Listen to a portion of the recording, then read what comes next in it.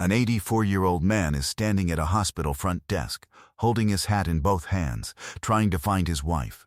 And the woman behind the desk has just waved him off for the third time, without once looking up from her screen.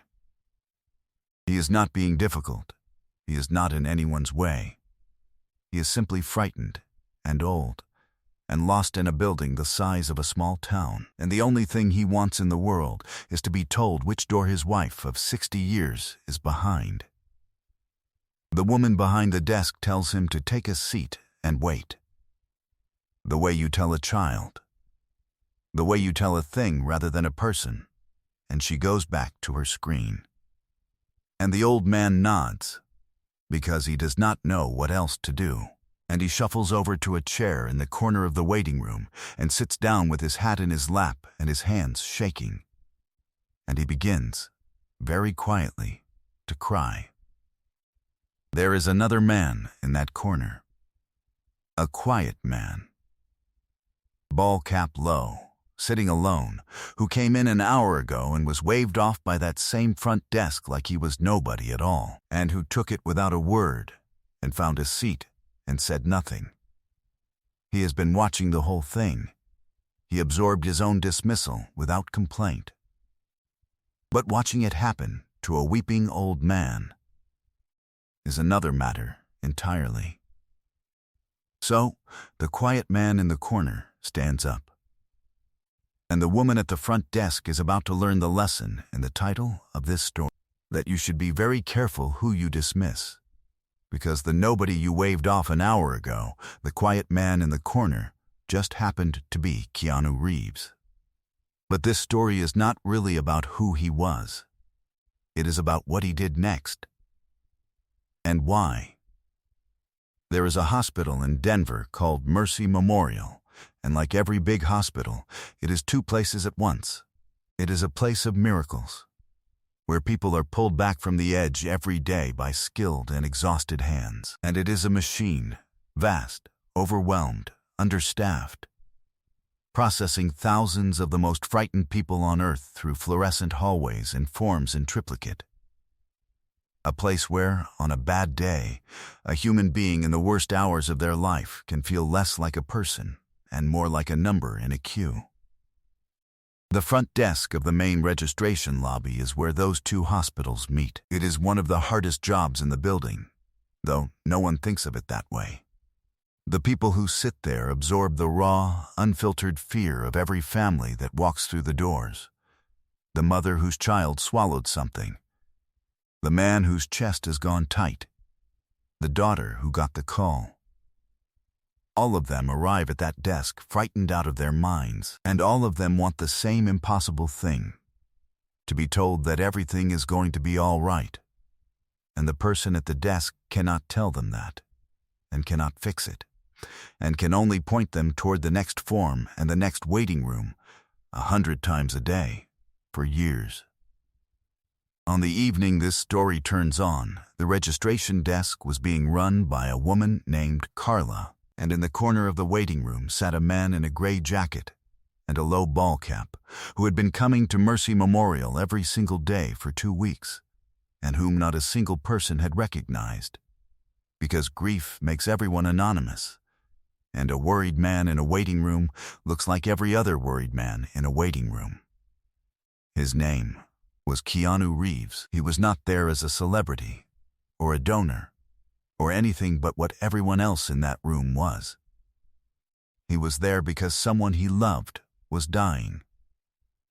His oldest friend, a man named Eddie, who had worked beside him for 30 years, long before any of the fame, the kind of friend who knew him from before, was in a room on the 4th floor, slipping away by inches. And every day for 2 weeks, Keanu had driven to Mercy Memorial and sat in that corner and waited for visiting hours, and been waved off and processed and made to feel, like everyone else, faintly in the way. He understood, in his body, exactly what it felt like to sit helpless in that lobby with someone you loved behind those doors, which is why, when he watched it happen to the old man with the hat, he could not stay in his chair. The woman at the desk was named Carla, And to understand this story, you have to understand her, because she is not a heartless woman. What is wrong with Carla is the opposite of heartlessness, and it is so much sadder. Carla was 43, and she had worked the registration desk at Mercy Memorial for 11 years. The regulars who had worked there as long as she had remembered a different Carla, a young woman who used to walk frightened families to their rooms herself, who used to keep tissues in her drawer for the ones who broke down, who used to learn names and remember them. She had been once the warmest person on that desk.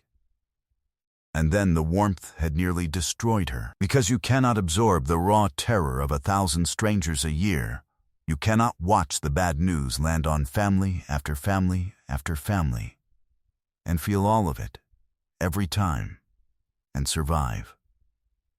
Carla had tried. For years she had tried, and she had taken it all home with her every night.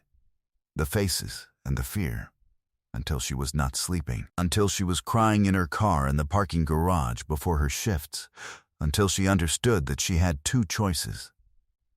She could keep feeling all of it and break completely. Or she could build a wall and feel none of it and keep showing up. The wall went up the year her mother died. Because here is the part that turned Carla's exhaustion into armor. Her mother, a woman named Eileen, had died in this very hospital 6 years ago. On the cardiac floor, in the middle of the night, frightened and alone, while Carla was stuck 3 floors down behind this exact desk, trapped on a shift she could not leave, processing a line of strangers while her own mother died upstairs without her. By the time Carla got there, it was over. She had spent 6 years unable to forgive a building, a system, a desk, that had kept her from her mother's side at the only moment that ever mattered. And the cruelest thing the human heart can do, it did to Carla. To protect herself from that grief, from the daily parade of dying patients and terrified families that reopened the wound every shift, she stopped letting any of it in. She stopped seeing the people in front of her, because seeing them meant seeing her mother, meant feeling the things she could not survive feeling again. She became efficient. She became a wall.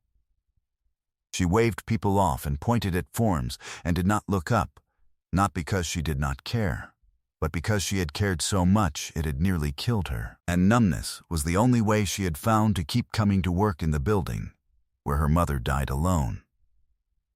So when a frightened old man came to her desk looking for his wife, Carla did not see a man in agony. She could not afford to. She saw one more piece of fear she did not have the strength to absorb, and she waved it toward a chair, and she went back to her screen, and she hated herself a little, the way she did 100 times a day, and she kept going, because going was all she knew how to do anymore.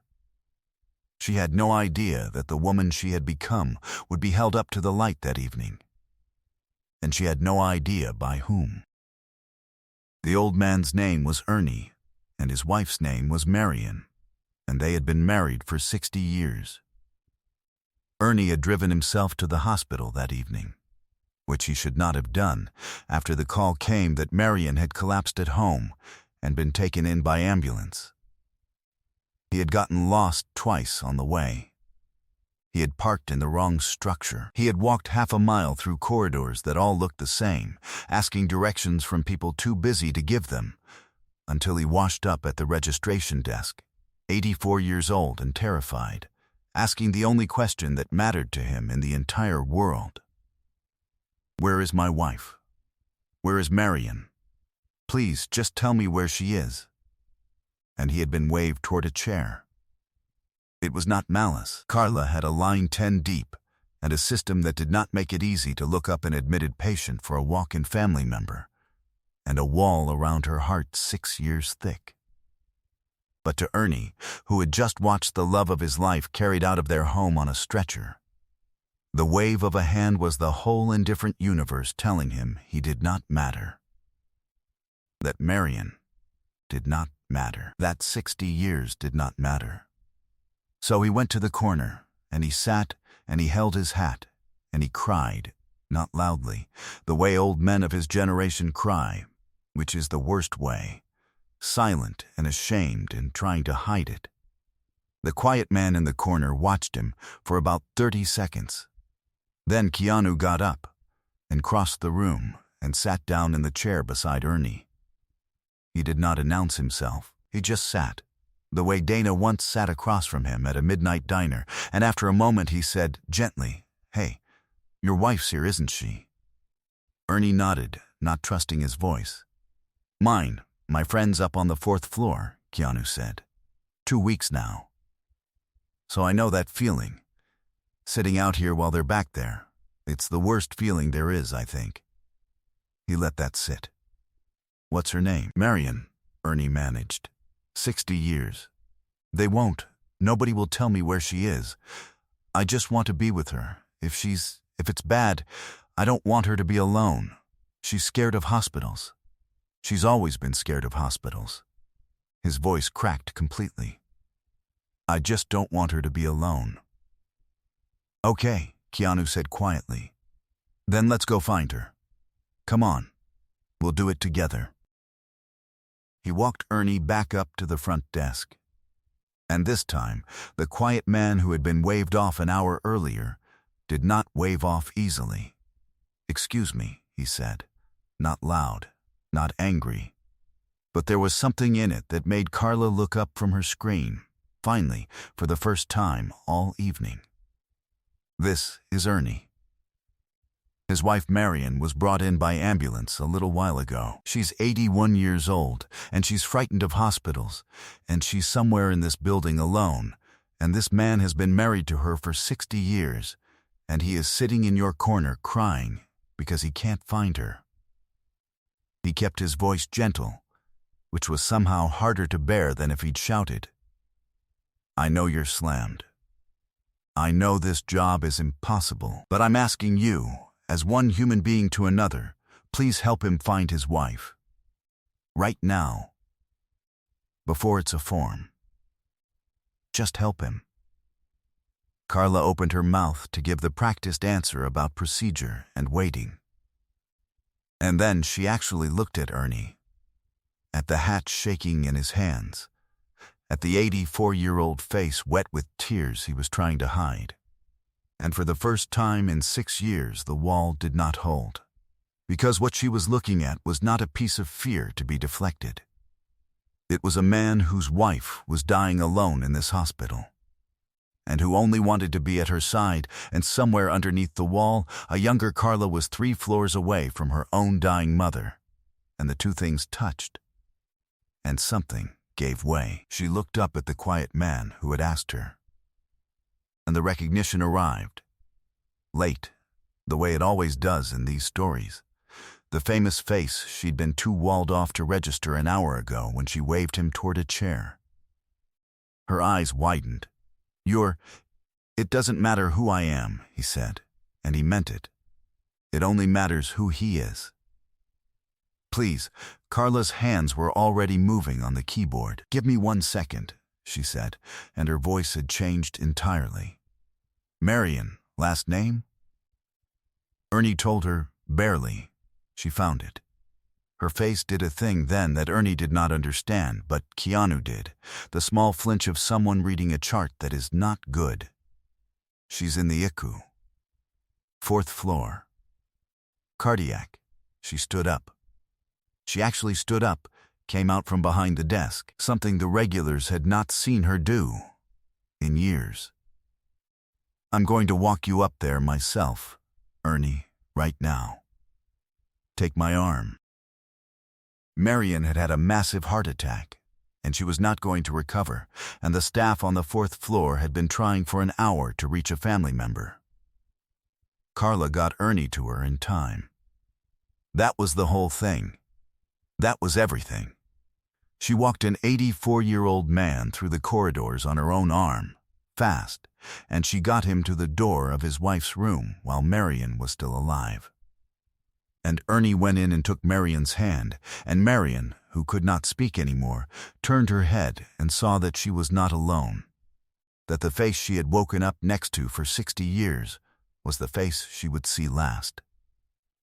He stayed with her. He was holding her hand when she went, 3 hours later, in the dark. Which is all he had asked for. She was not alone. He was not somewhere else, behind a desk, 3 floors away. Keanu did not go up. It was not his moment, and he knew it. He stood in the lobby until Carla came back down, alone, having left Ernie with his wife and a kind nurse. And he saw that the wall was gone from her face, and that what was behind it was a grief 6 years deep that had finally been allowed to move. They sat down together in the corner where Ernie had cried. "I didn't come over here to shame you," he said. "I want you to know that. I watched you for an hour. A person doesn't build a wall like that unless something taught them they had to. So I don't think you're cold. I think you're the opposite. I think you cared so much it almost killed you, and the wall is the only way you found to survive a job that asks the impossible. Am I close?" And Carla, who had not told anyone the truth in 6 years, told a stranger about Eileen. About the warm young woman she used to be, who walked families to their rooms and kept tissues in her drawer. About the years of absorbing everyone's terror until she was crying in the parking garage before her shifts. And about the night her own mother died on the cardiac floor, the same floor Marion was on right now, frightened and alone, while Carla was trapped 3 floors down behind this exact desk, processing strangers, unable to get to her until it was over. "I built the wall so I could keep coming to work in the building where my mom died alone," she said, and the tears were running freely now. "And tonight, I almost did it to somebody else. I almost left another person 3 floors away from the one they loved. I almost—" She couldn't finish. Keanu was quiet for a long moment. Then he told her something true. "My friend Eddie is upstairs right now," he said. "I've been coming here for 2 weeks to sit with a man who's dying, so I'm not talking to you from the outside. I'm in that corner same as Ernie was, same as you were 6 years ago. And I'll tell you the thing I've figured out, sitting in that chair every day." He paused. "There's no wall thick enough. The grief gets in anyway. All the wall does is make sure that while you're protecting yourself from your own pain, you stop being able to ease anyone else's. You went numb to survive losing your mom. But your mom, Eileen, if she could see you waving a frightened old man toward a chair so you wouldn't have to feel anything, is that the daughter she'd recognize? Or would she recognize the one who used to walk people to their rooms?" Carla closed her eyes. It was a long time before she opened them. There was a young woman on the desk that night named Maya. 22, 3 weeks into the job, still soft, still feeling all of it, watching Carla the way you watch the person who's supposed to show you how to survive a job like this. She had seen the whole thing. The old man waved off.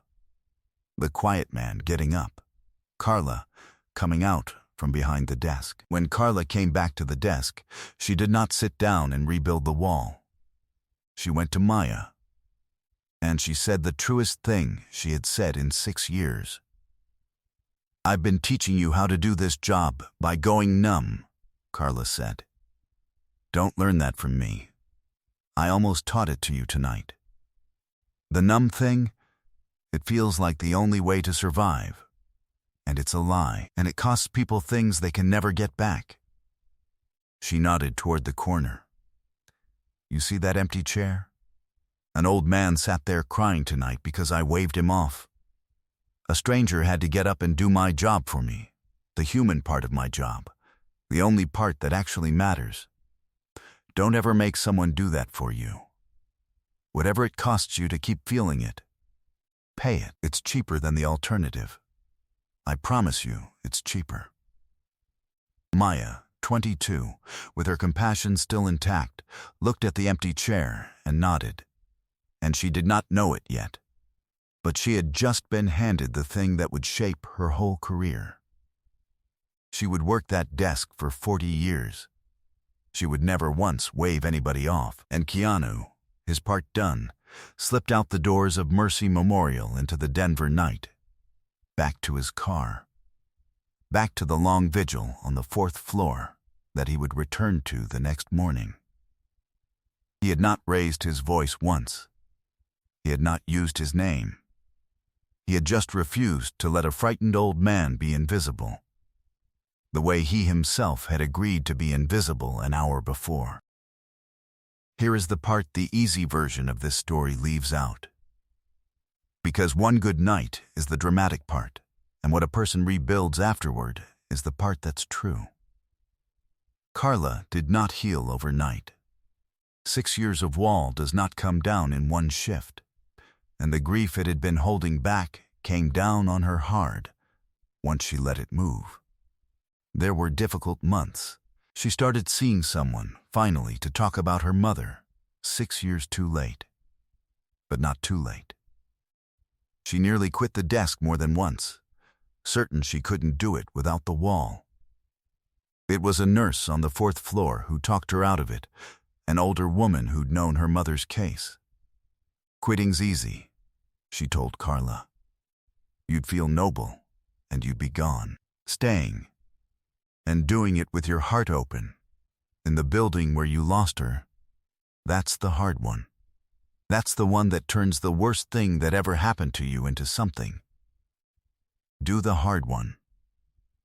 So Carla did the hard one. And she changed the desk. Slowly, then completely. She started a program at Mercy Memorial. She fought the administration for 2 years to get it. That put a single staff member at registration whose only job was to walk frightened family members to their loved ones. Not to process them, to take their arm and get them there, fast, before it became a form. They named it after her mother. The Eileen Walk, the staff called it, half joking, until it wasn't a joke anymore. Until it was just how things were done. No one at Mercy Memorial finds their person alone anymore.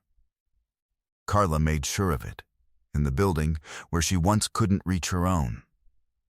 Maya stayed too, and learned the right lesson instead of the wrong one, and became the warmest person on that desk, the way Carla had been at 22, before the world taught her to wall it off. The cycle, which could so easily have passed the numbness down, passed down the warmth instead. That is the whole game, in the end. Which one you pass down. And Ernie buried Marion after 60 years, and a man does not come back quickly from 60 years. But he came to the hospital a few weeks later to thank the people who had gotten him to her side in time. And Carla took him to lunch in the cafeteria. And a friendship started that surprised them both. The old widower and the woman who had almost failed him, who understood each other's grief better than anyone else in the world could. He started volunteering at Mercy Memorial, at the front desk of all places, sitting with the frightened families in the corner, telling them it was going to be okay to not be okay, holding the hats of the men too proud to cry. He said it gave him a reason to get up. He said Marion would have liked it. Eddie, the friend on the 4th floor, passed that spring. The quiet man in the gray jacket was holding his hand when he went, the same way Ernie held Marion's, because in the end, the famous and the unknown are exactly the same in that corner. Just people, sitting helpless, hoping the ones they love won't be alone. He slipped out afterward without a word, the way he always did. But Carla saw him go. And this time she came out from behind the desk, and she caught him at the doors. And she didn't say anything grand. She just took his hand and held it for a second. Thank you, she said, for not letting me be that person. He gave her the real smile, the warm one, the slightly crooked one, the unhurried one. You were never that person, he said. You just forgot for a while. Everybody does. Then, he was gone. I've told a lot of stories on this channel, but I keep coming back to this one, and it took me a while to understand why. It would be easy to make this a story about a cold woman at a desk getting caught being cruel to an old man. But that's not the part that stays with me. The part that stays with me is that Carla wasn't cruel. She was the warmest person in that hospital once, and the warmth nearly destroyed her, and she built a wall to survive losing her own mother in the exact place she came to work every day. And I think there are so many people like that behind so many desks. We call them cold and rude and dismissive, and we have no idea that a lot of them are just people who cared too much and didn't know how to keep doing it without breaking. The wall isn't the absence of a heart. Sometimes it's the scar over one. And what reached her wasn't getting caught or finding out who the quiet man was. It was a stranger asking whether her own mother would recognize the daughter she'd become. I don't know if I could keep my heart open in a job that asked me to absorb that much fear, day after day, for 11 years. I'd like to think I could, but honestly, I'm not sure. Most of us aren't sure. It is so much easier to go numb than to keep feeling it, and the numbness always feels like strength when it's really just a wound that stopped healing. And maybe that's the point. This story is fictional, inspired by Keanu Reeves' well-known reputation for treating the people the world overlooks, the ones at the desks, the ones in the corners, the ones nobody recognizes, as though they matter every bit as much as anyone famous. If it stayed with you, drop a comment and tell me the line that got you. I read every single one of them. And if you know someone who works one of those impossible jobs, absorbing other people's worst days so the rest of us don't have to, share this with them. It might be the thing they needed to hear today. If you want more stories like this one, subscribe and stick around. There's another coming that I think you'll feel. See you in the next one.